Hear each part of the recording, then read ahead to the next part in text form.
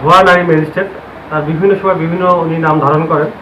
কখনো ইশরাত জাহান, কখনো অনিকা তাসলিম সরকার, কখনো আঞ্জুমানা আজমেরি, এরকম বিভিন্ন নামে উনি নিজের প্রতারণার জাল উনি বিস্তার করেন। বিভিন্ন সময় বিভিন্ন নামে উনি ম্যাজিস্ট্রেট হিসেবে নিজেকে প্রচার করেন।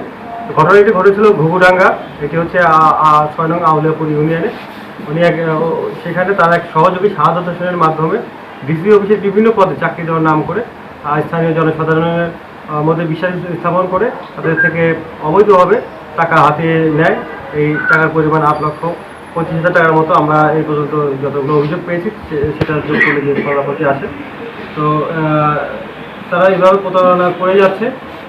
একজন ভিকটিম আলামিন, উনি ১.৫ লক্ষ টাকাতে প্রতারিত হন এবং পরবর্তীতে উনি বিভিন্ন সোর্সের মাধ্যমে জানতে পারেন যে আসলে যে ব্যক্তি তার থেকে টাকা নিয়েছে, যে নারী, উনি আসলে সত্যিকারের কোনো ম্যাজিস্ট্রেট না, উনি একজন ভুয়া।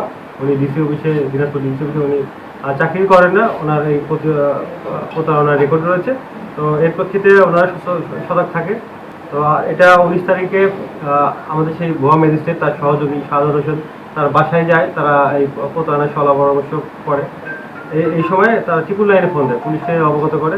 আমরা কোতোয়ালি থানা পুলিশ দ্রুত ঘটনাস্থলে যায়, যে আসামিকে গ্রেপ্তার করতে সক্ষম হয়।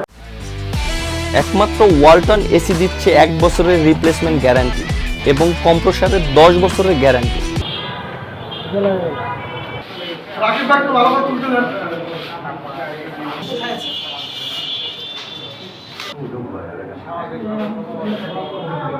দাদা দুটাকে এক জায়গায় করুন, তাহলে ভালো হবে।